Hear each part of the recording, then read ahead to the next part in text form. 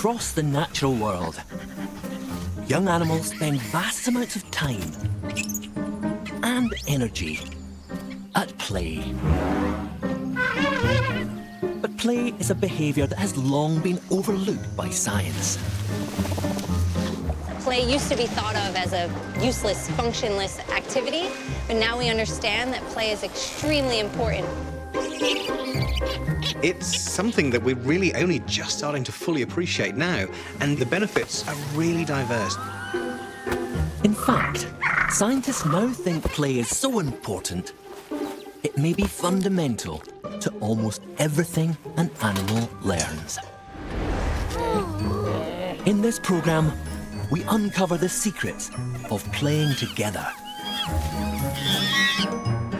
From the unwritten rules of group games, to why a playful mood can be contagious.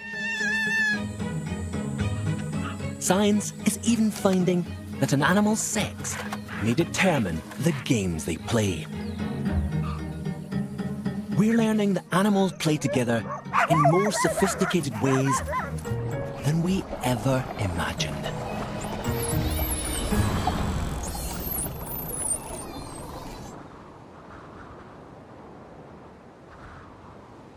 Of all social animals, there's one group almost synonymous with the word play.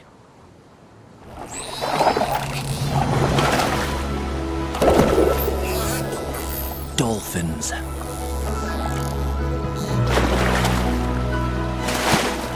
A highly intelligent family. Their brain-to-body size ratio is second only to ours.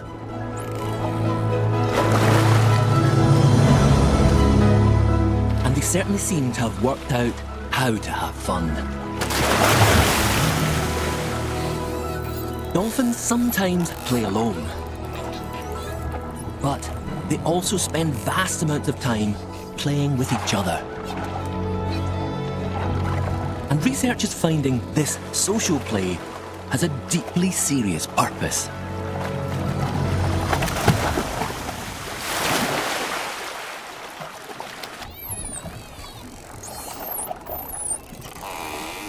The tropical waters of the Bahamas are home to the Atlantic spotted dolphin. Like all social animals, the most playful members of the group are the juveniles, easily distinguished from the adults by a lack of spots. There's one game in particular that the youngsters like to play more than any other. Chase.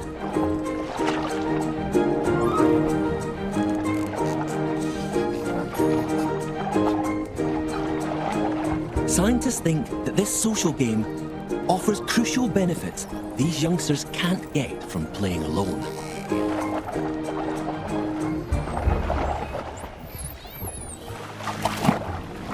Marine biologist Kelly Melillo-Sweeting has been studying this population of spotted dolphins for the last 15 years.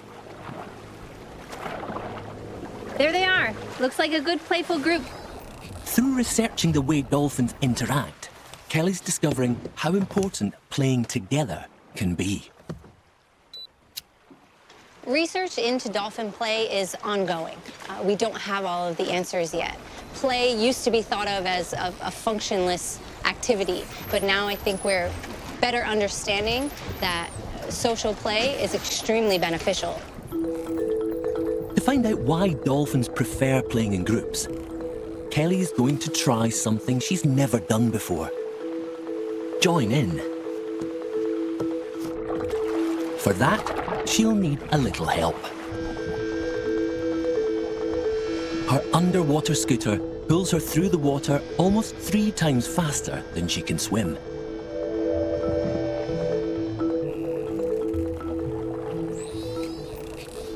As Kelly approaches the pod, her rapid movement soon catches the eye of a juvenile. And the chase is on.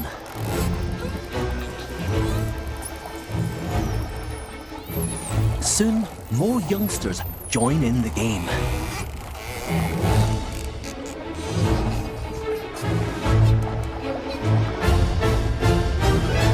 Young animals use movement-based play to learn to coordinate their growing bodies. It's something dolphins can practice by playing alone. But as Kelly tries to keep up with every twist and turn, it's clear how much more challenging play becomes when they're reacting to others.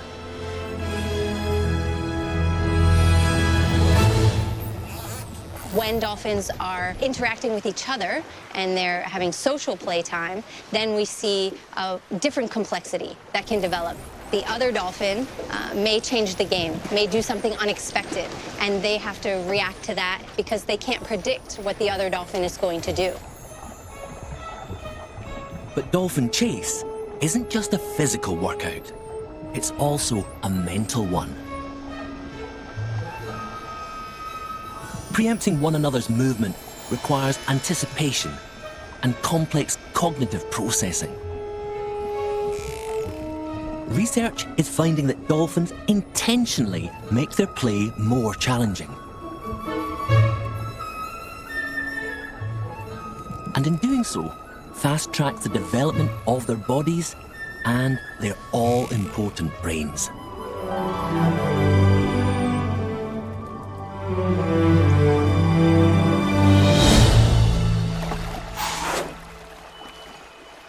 But it's not only young dolphins that benefit from playing together. One of the things we've asked is, do all dolphins play? Or is it something that only the youngsters do? And what I found interesting is that they all do it, from young members of the group, calves and juveniles, all the way up to adult males. Continuing to play into adulthood is rare in the animal kingdom. It's seen in just 10% of all mammals.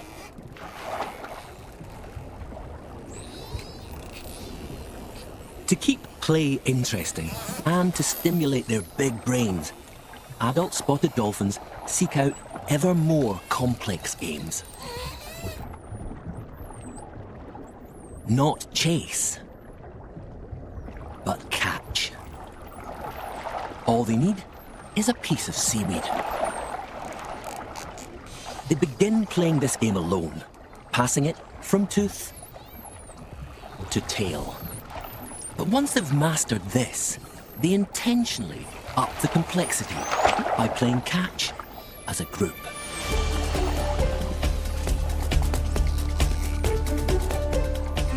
It's not a case of competing for the seaweed. Scientists think dolphins request for it to be passed to them.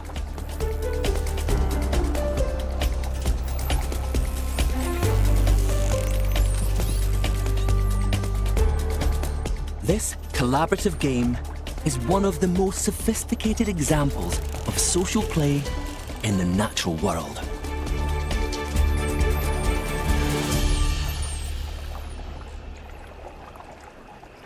Kelly thinks it may be key to maintaining unity in the pod. One of the great benefits of social play is undoubtedly social bonding. In addition to all of the things that they're gaining in terms of exercise and agility and mobility, they're creating bonds with another individual or multiple individuals, and we believe that these play interactions create those bonds. Known as social cohesion, these bonds created through play help keep group-living animals together. Throughout the animal kingdom, living in groups is a successful survival strategy. From keeping watch for predators to hunting as a team. For these social animals, playing together is the most widespread and beneficial form of play. Scientists now agree that it's vitally important for succeeding in group life. So why is social play so important? Well, animals that are social learn through play how to be social, how to be with others. Living in a group isn't always easy, so play behavior can actually help reduce some of the tension and can actually reinforce some of the relationships within these quite complex social groupings. The more complex the group, the more important social play becomes.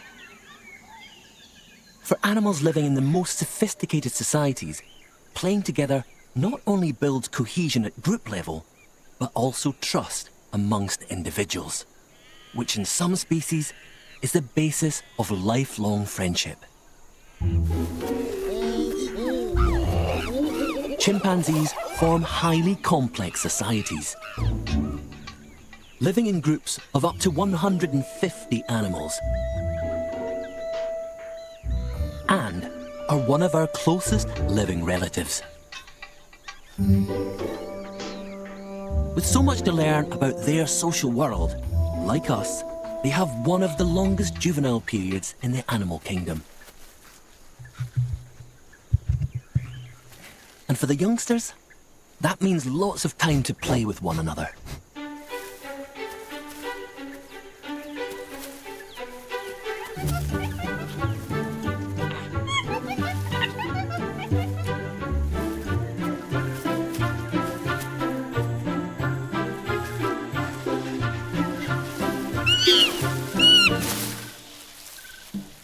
It may look like these 2-year-olds are just having fun. But a study from 2017 found that young chimps who engage in more social play reach developmental milestones at an earlier age, such as walking independently and beginning to interact with members of the group that aren't family. Primatologist Edwin van Leeuwen has studied chimpanzees for the last 11 years. He knows just how beneficial this can be. It's very important for chimpanzees to form strong social bonds because during their lifetime they have to rely on each other.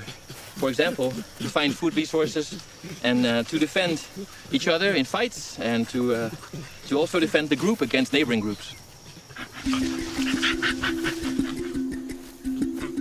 For infants, one of their first experiences of forming bonds through play can come through tickling.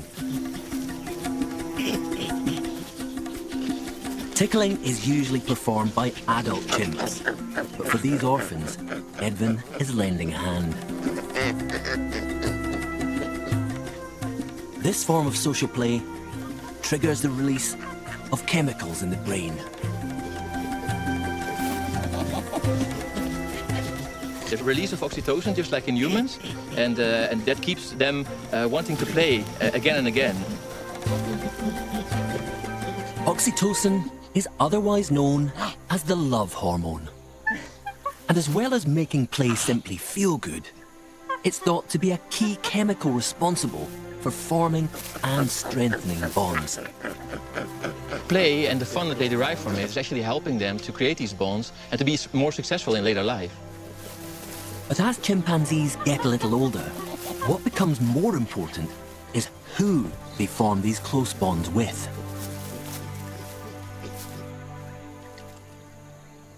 By age 4, juveniles are already widening their social circle, working out who they get along with in the troop.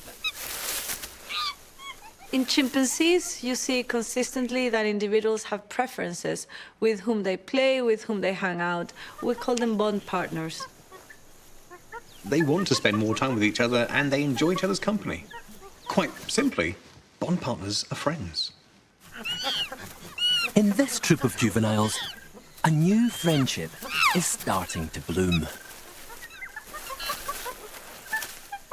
A 4-year-old male and a 3-year-old female.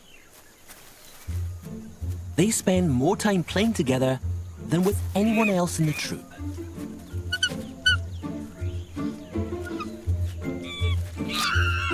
Through all this play, not only are they bonding, they're also working out whether this is an individual they can trust. One of the aspects that is most important to them is to gauge each other's trustworthiness. And this play is enabling that because they can gauge each other's mood and reactions towards each other. Knowing who they can trust is vital, because there are many times in a chimpanzee's life when they will need to work together, such as teaming up to find food. But if two chimps are going to cooperate, they need to be sure their partner is going to share. They're far more likely to work together with a close friend that they can trust. Or at least, that's the theory. And Edwin is going to test it. He's setting this group of chimpanzees a challenge to find out if any have played together enough to trust each other. In clear view of the troop, an irresistible treat is placed onto either side of this floating raft that will soon be pulled to the other side of a deep water lake. Connecting it to the chimps, a length of rope that's simply looped through it. Pulling just one end will result in nothing more than a handful of rope. To get a nutritious snack, two chimps will need to cooperate by pulling both ends of the rope at the same time. But will any members of this troop be trusting enough to work as a team? The first to show an interest is the 3-year-old female. She can see that she needs to pull on the rope somehow.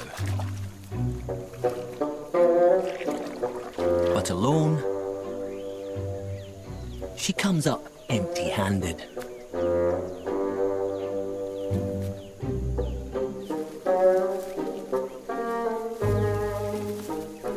While the rest of the troop watch her failing efforts, only one comes to her aid. It's her bond partner, and she allows him to join her. Using their trusting relationship built through play, these two best friends now attempt to puzzle it out together. Through trial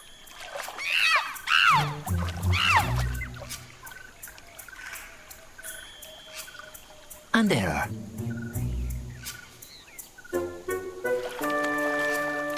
Eventually, the pair stumble across the solution.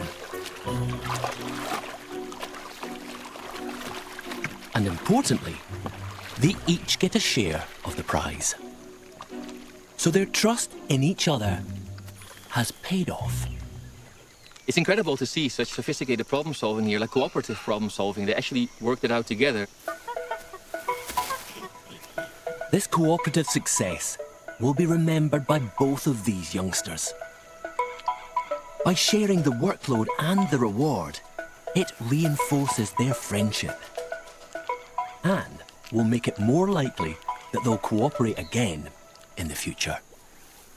Play is a very important means for chimpanzees to navigate their social worlds. By playing, they learn that some individuals are more trustworthy, and therefore they can select them as cooperative partners. For chimps in the wild, having allies they can trust is crucial for scenarios beyond sharing food. When conflict breaks out in the group, they need to be sure someone's there to back them up. It can make or break an animal's success in these complex societies.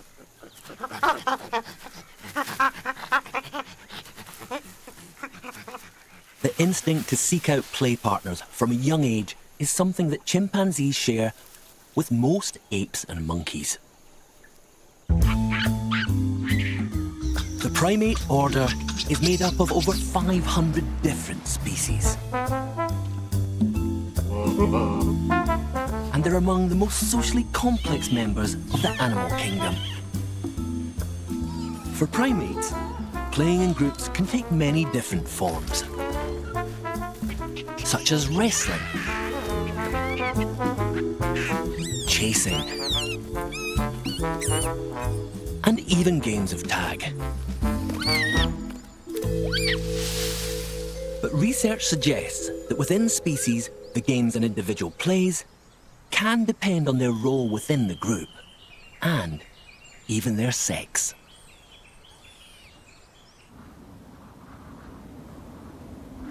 The savannas of Namibia are home to some very playful primates. Chakma baboons. These monkeys live in troops of up to 200 individuals. Play is a noisy affair.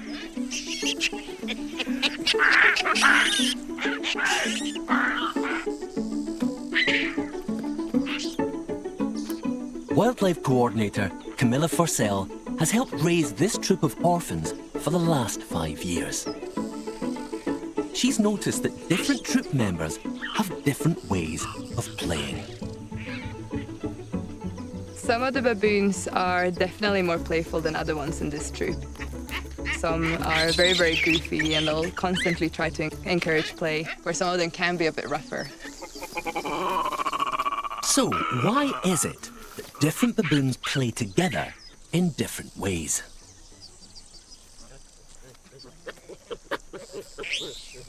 For many animals, including us, the differences in how individuals play can partly be explained by whether they're male or female.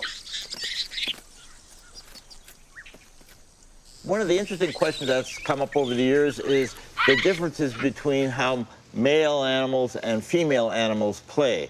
Often the play is very similar, particularly when they're very young, but there's often then a divergence in the amount of play and the aggressiveness of the play. For baboons, the differences between males and females are striking. Males, their play is usually more about dominancy. They spend a lot of their time playing and they play very, very rough, where they pull on each other, bite on each other, and there's sometimes a lot of drama going on in that play too. Where the female seems more careful.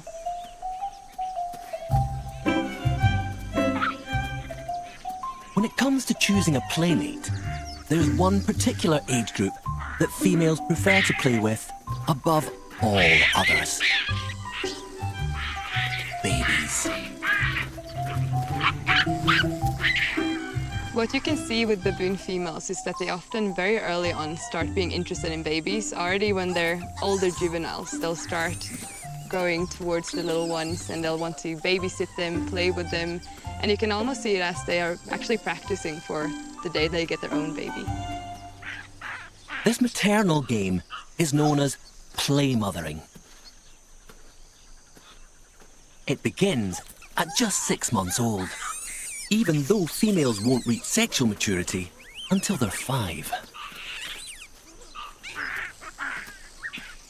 It's thought play mothering may help young baboons develop the motor skills needed to hold infants safely and learn how to protect them from the advances of others. Evidence suggests that females with early access to infants are more successful at rearing babies of their own later in life. But not only does an animal's sex affect the way they play with each other, it may also determine the kinds of objects or toys they prefer to play with. It's something that's been well studied in humans. Very often, toy preferences in human children are quite clearly distinct from one another. Little girls like dolls, and little boys like cars, or rockets, for example. What we don't know is how far that goes back. Is it nature, or is it nurture? To shed light on this age-old question, scientists have turned to our primate relatives. Because unlike us, their choices aren't influenced by their peers or parents. A study from 2002 found that male and female monkeys prefer to play with the same kinds of toys as boys and girls. But this experiment has never been tried with this troop before. So Camilla's putting them to the test by laying out some sex stereotype toys. For the males, trucks and planes, active toys with moving parts. For the females, furry, doll-like toys. But will male and female baboons show any preference for these human toys?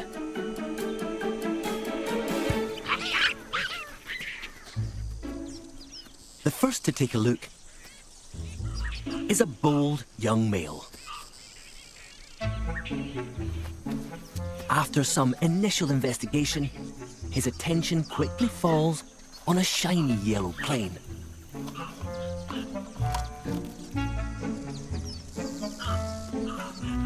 He's not the only male to choose one of the active toys. The males were very interested in the wheels and how they were moving, and also all of the shiny parts of the car seemed to be very interesting.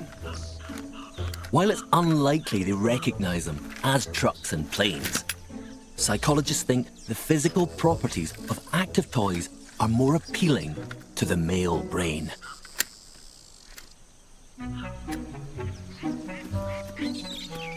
And it's not long before the females get involved and make a beeline for the dolls.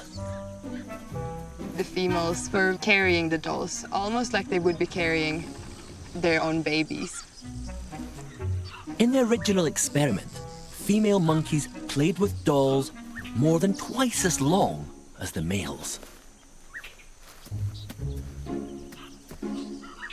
While this isn't a perfectly controlled experiment, it mirrors what's now been found in various primate species. And suggests that in human children, toy preference likely does have an innate component.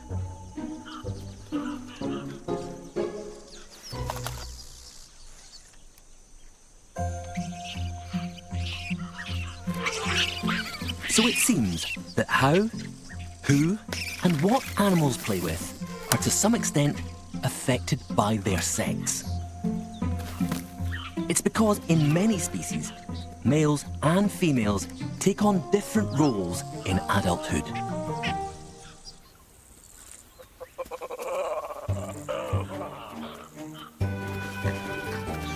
For most animals, playing together can appear chaotic and unruly. But scientists are discovering that play isn't always as lawless as it seems.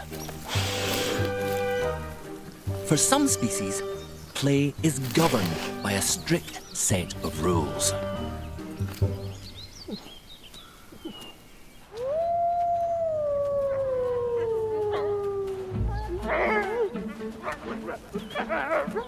The grey wolf.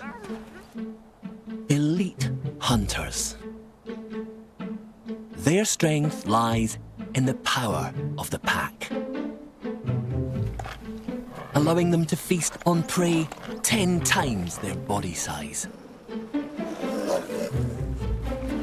Wolf society is dictated by strict law and order. And these rules even extend to the way they play.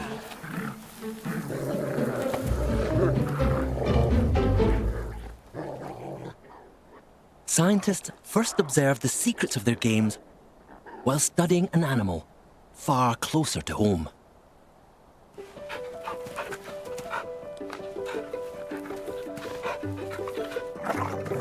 All dogs were domesticated from wolves more than 15,000 years ago,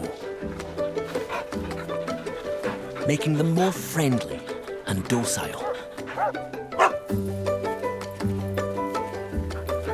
But their ancestry is ingrained so deeply in their DNA that even today, every dog retains many of their wild behaviors.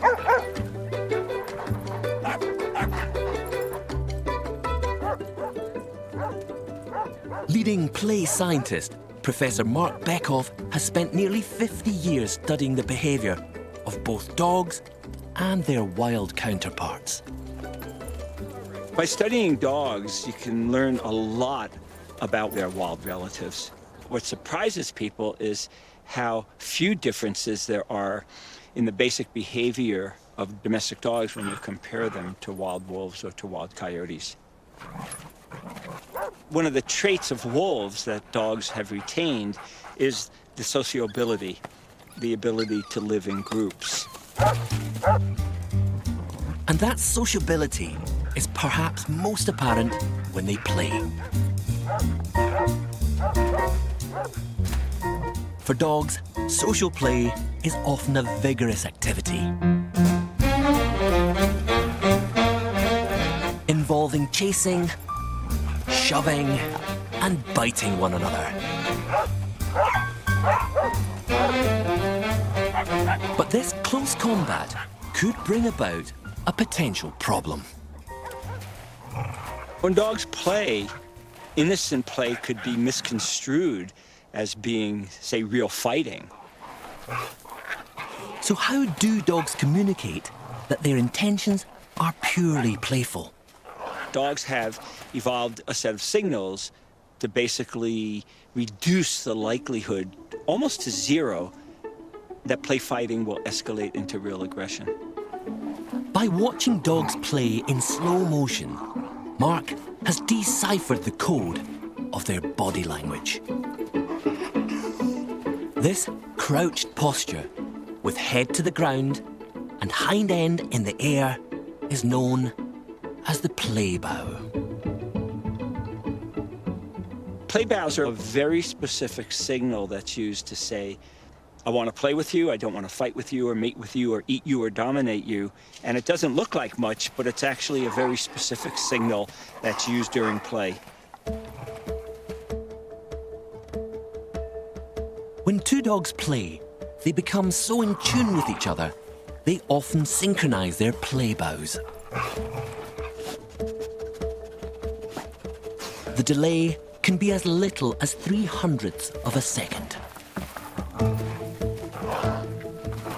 This way of communicating they want to play is something that all dog owners can see in their pets.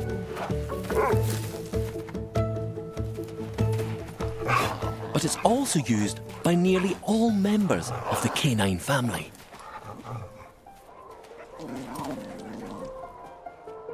Including wolves, African wild dogs, and coyotes. But when telling their playmates they mean them no harm, it's important these predators don't break the rules of the game.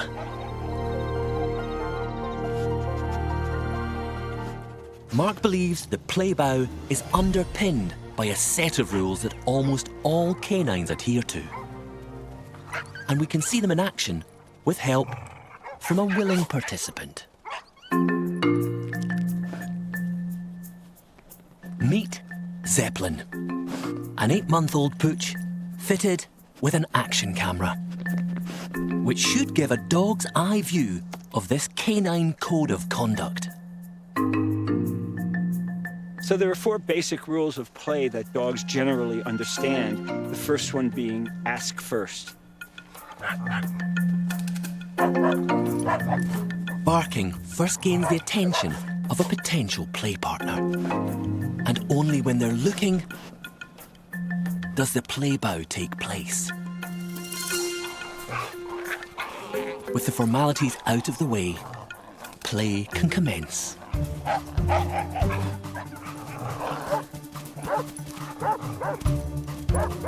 When dogs have signed up to play, it's important not to be too rough.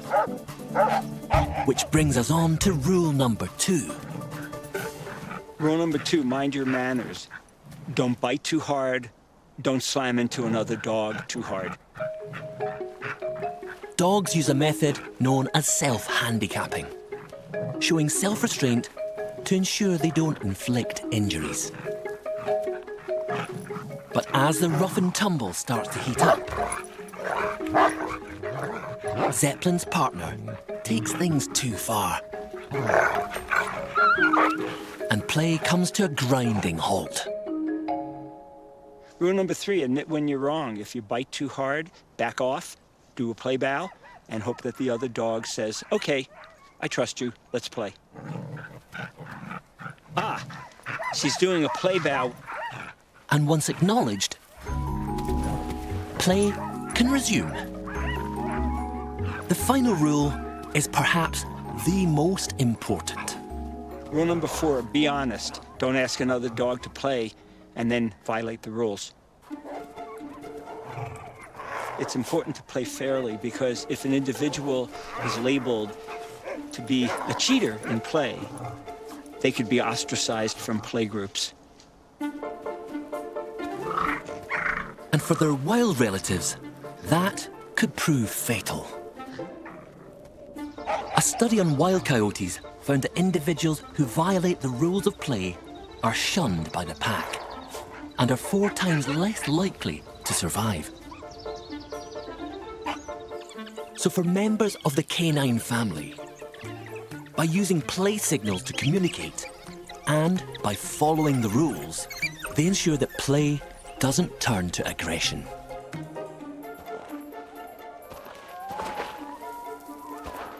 It's clear how playing together can be hugely advantageous for animals that live in tight social groups.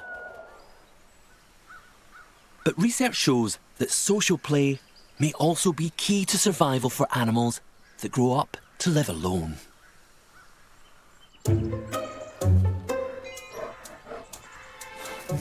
Black bears.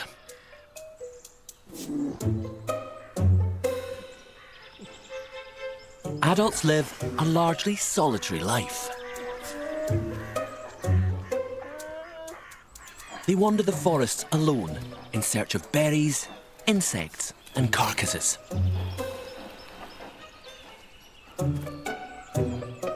Bears will only tolerate other adults to mate, or if food is in particular abundance. So social play among adults is rare. But it's a very different story for their cubs.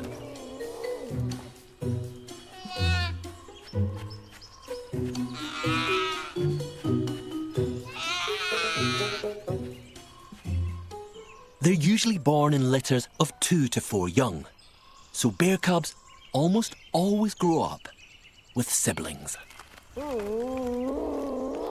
Brothers and sisters stick together for the first 18 months and make the perfect playmates.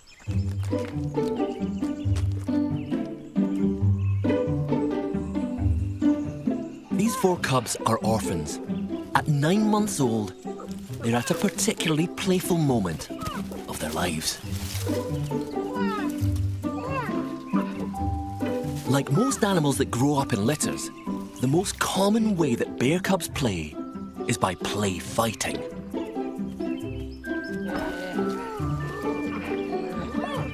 Better known to scientists as rough and tumble play. For black bears, it can make up over 80% of all their social play. But despite being so common, the reason why animals play fight has eluded scientists for decades. You might think that rough and tumble play makes an animal a better fighter later on in life when these fights are between life and death. But actually, when you look at the research and go through the results, we haven't found that. So it seems young bears aren't fighting to practice their combat skills. And because bears grow up to be solitary in adulthood, it's likely that they're not gaining long-term social advantages either.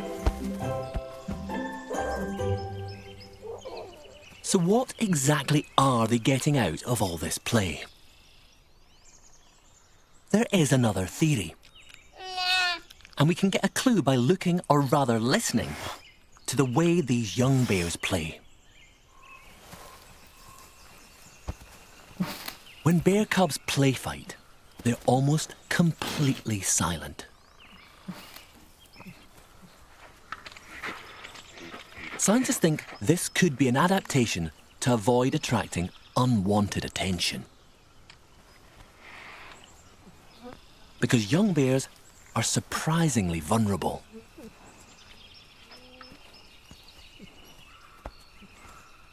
In the wild, 1 in 4 bear cubs don't make it through their first year.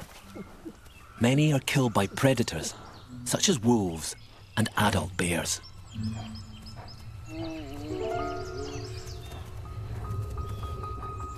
At the first sign of danger, bear cubs instinctively climb trees for safety. Up to the smallest branches where large predators can't reach.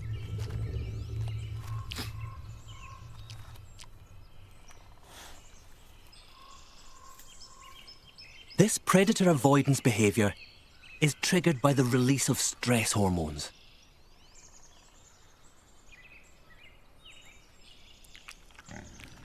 But it's vital that young bears learn to recover from stress, because they'll only come back down when they feel completely safe.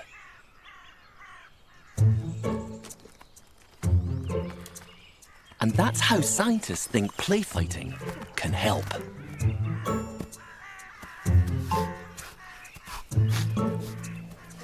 One thing we are finding is that play and stress are intimately related, and play may be a way of dealing with stress. And this may be one of the reasons that we find extensive social play in animals such as bears. When young animals play fight, it triggers a similar fight or flight response in the brain as real danger. So, by experiencing stress in small and frequent doses through play, they become more resilient to recovering from stress when it really matters. The implications of that can be profound. In 2004, a study on brown bears found that cubs that play fight more often are more likely to survive beyond their first year of life. So even though bears grow up to live a solitary life as adults, having siblings to play with when they're young may just be a lifesaver.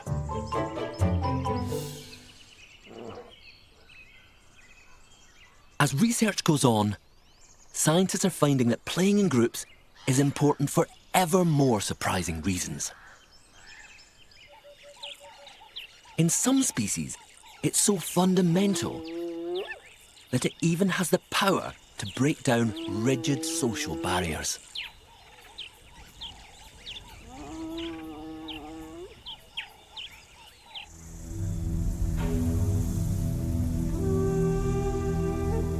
Kenya's Masai Mara.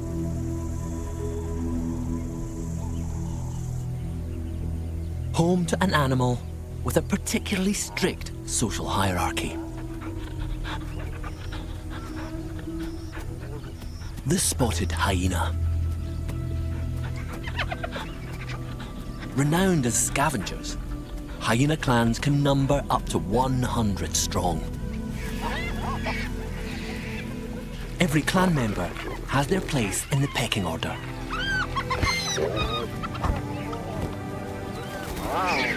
Rank can make the difference between feast and famine. In these large societies, life can be brutal for those at the bottom of the hierarchy. But play could offer them a lifeline.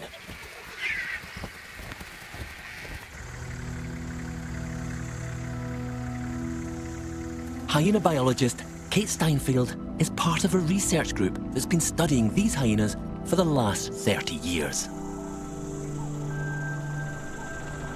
There are many misconceptions about spotted hyena society. Historically, they've been painted as thieves and scavengers and villains. But in all actuality, they're incredibly successful hunters, they're very invested mothers, and they live in these socially complex, intelligent societies. By tracking down a den site, Kate can get a glimpse of the more playful members of hyena society. After each mother has their cub, they keep them at a natal den for about 1 month. But after that month is up, all of the moms within a territory will move their hyena cubs to a communal den. This is where all of the cubs will meet all of the other hyenas in their clan that are the same age. These cubs will stay at this communal den for the next 7 months of their lives. It's here that they start learning about their world through play.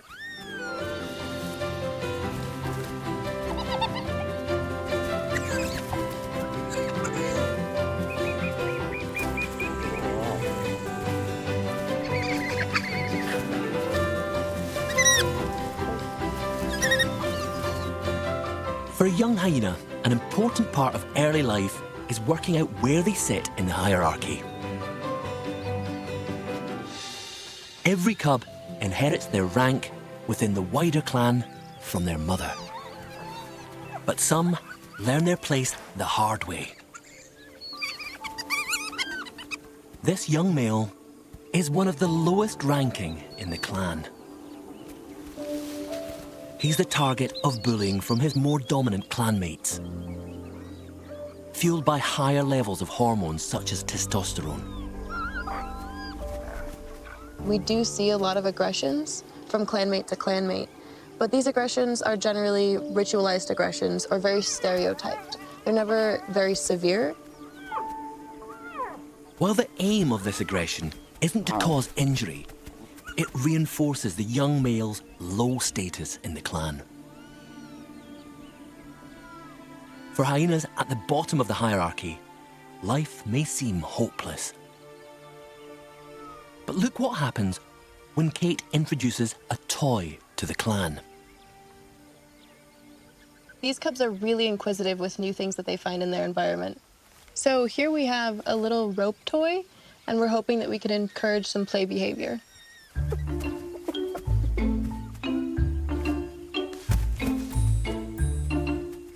The dominant cubs are quick to get involved. And they start a game of tug-of-war. The low-ranked male watches on as the others have all the fun.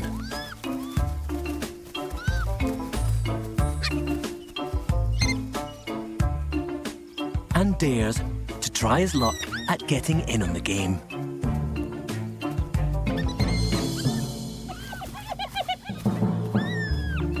What happens next is astonishing. Not only is he allowed to join in, the others give him a taste of what it's like to be dominant by letting him take control of the rope.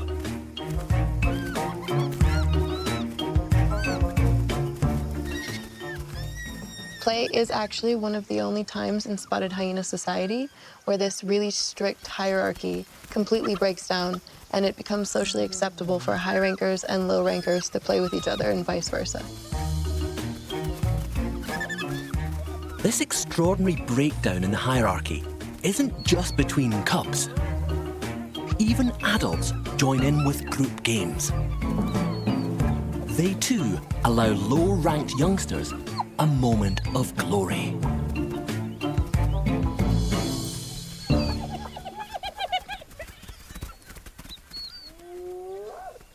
There's a good reason why dominant clan members may allow low rankers to join in through play. It's one of the only times that hyenas at opposite ends of the hierarchy have positive interactions, allowing them to bond no matter what their rank. The power of the clan is incredibly important. One of the reasons for creating these really amazing social bonds between clanmates is so that spotted hyenas can have strength in numbers when it really counts.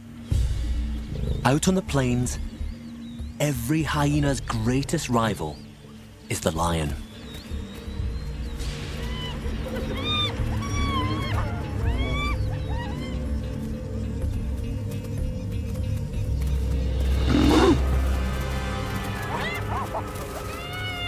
One-on-one, hyenas don't stand a chance against these far bigger predators. which often steal their kills. But together, they can overcome their common enemy by standing shoulder to shoulder as one.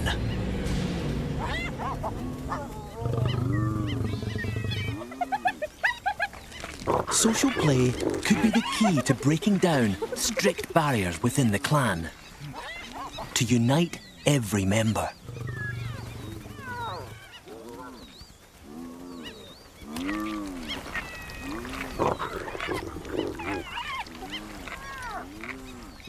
The spotted hyena shows that playing together can help even the most hierarchical of animals. But scientists are now discovering that these benefits are more widespread through the animal kingdom than we ever knew. New Zealand's Southern Alps are home to an animal that appears to have taken social play to another level. The Kia parrot.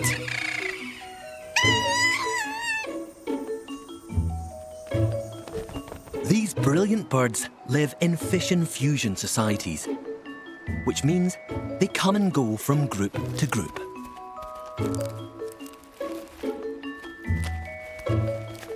One of the most intelligent of all bird species, Kia are renowned for their insatiable curiosity. For Kias, a favourite activity is pulling cars to pieces. They aren't looking for food or nesting material. This act of destruction is a game. And when one starts to play, others join in. Recent science has found there's something surprisingly human about the contagious nature of their play.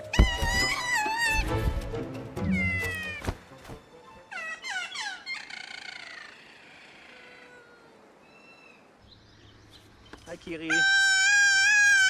Hi, Kiri. At the Kia lab in Austria, biologist Raoul Schwing is studying these mischievous birds. Hey, buddy. Yeah. You happy? You good? Yeah. He knows firsthand just how playful they can be. Kia are extraordinarily playful. In fact, as far as we can tell, they're the most playful bird species on the planet. Whereas most animals play when they're juveniles, Kia play far into adulthood, both on their own, but also socially.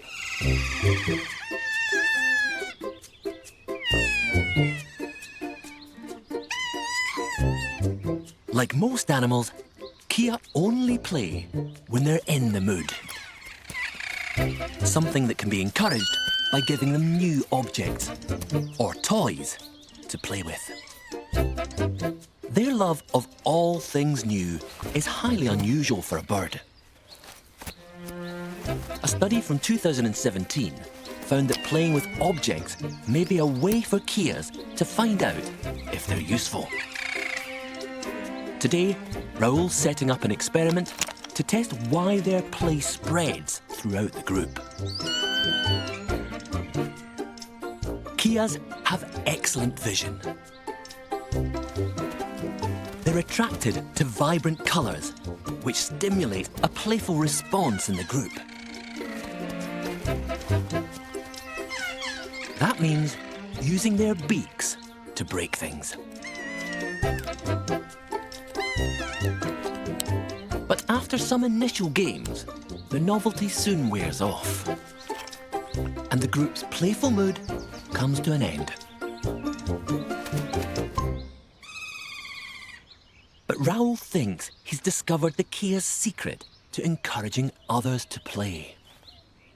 It's to do with the way they vocalise.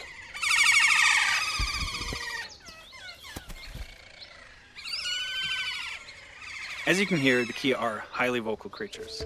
One of their calls is only associated with play behavior, the so-called play call. It sounds a little bit like this.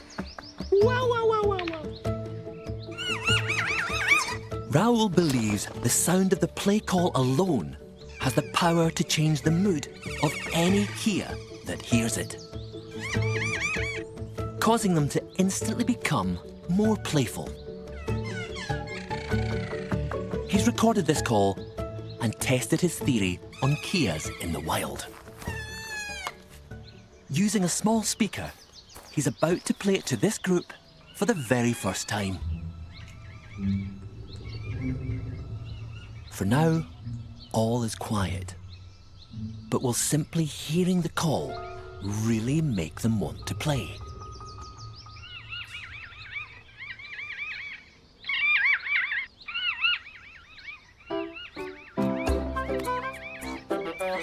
The response is immediate. The group bursts back into play, causing those that hear it to play with whoever or whatever they come across. What we saw here, together with evidence from previous experiments in the wild, strongly suggests that those birds that hear the play call are put into a playful mood. In scientific terms, there was an emotional contagion effect. This emotional contagion effect has certain parallels with human behavior. The effect is very similar to infectious laughter in human beings, where hearing someone laugh puts you in a better mood and makes things funnier. This recent discovery is the very first time such an effect has been found in a bird. Raoul thinks the contagious nature of the Kia parrot's play may be the key to their social success. We believe it's very important for them to have this play call and play effect, as it spreads tolerance throughout the group and allows them to peacefully coexist. For Kias in the wild, the universal nature of the play call helps them to fit in with any group they come across, allowing them to come and go from flock to flock as they please. It's perhaps the ultimate advantage of social play in nature.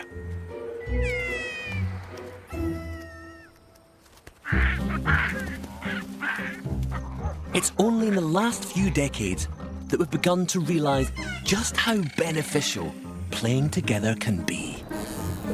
We've learned how it can fast-track the development of young animals, boost resilience to stress,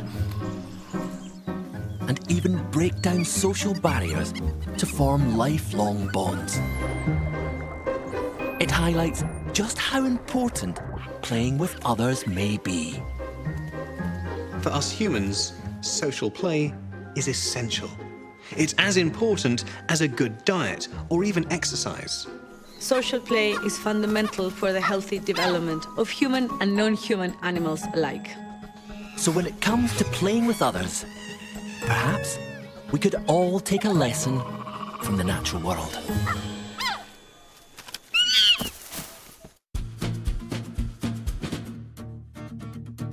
Tomorrow night, celebrating James Herriot's wonderful vet tales, The Cult of All Creatures Great and Small, on BBC4 at 9. And look into the eyes of our nearest wild cousins, primates, streaming now on BBC iPlayer.